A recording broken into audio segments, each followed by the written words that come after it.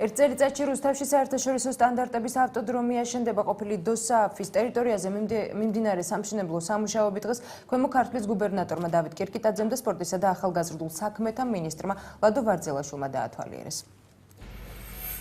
რუსთავში ყოფილი დოსააფის ტერიტორია დაახლოებით ერთ წელიწადში უკვე თანამედროვე სტანდარტების ავტოდრომი გახდება. რბოლისთვის განკუთვნილი ტრასა 4 კილომეტრის სიგრძის, ასფალტის სიგანე კი 12 მეტრი იქნება. მაყურებლისთვის კი 20,000 ადგილიანი ტრიბუნა მოეწყობა.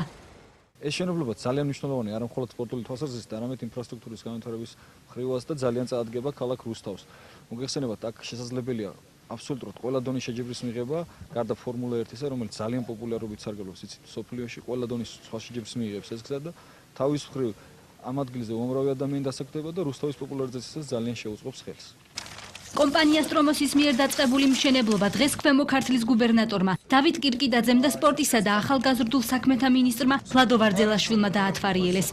ძალიან მნიშვნელოვანი არის, იმიტომ რომ საქართველოში იქნება თანამედროვე ტრასა, სადაც შესაძლებელი გვექნება ჩავატაროთ ფორმულა 3-ში საერთაშორისო ტურნირები და მონაწილეობას მიიღებენ ცნობილი სპორტსმენები. ეს ძალიან მნიშვნელოვანია ჩვენი ქვეყნისთვის, ჯერ ზოგადად სპორტის სახეობის განვითარებისთვის, შემდეგ ქვეყნის ცნობადობისთვის და ის რომ საქართველოს შევა იმ ქვეყნების სიაში, სადაც ავტორბოლები და ფორმულის შეჯიბრებები ტარდება.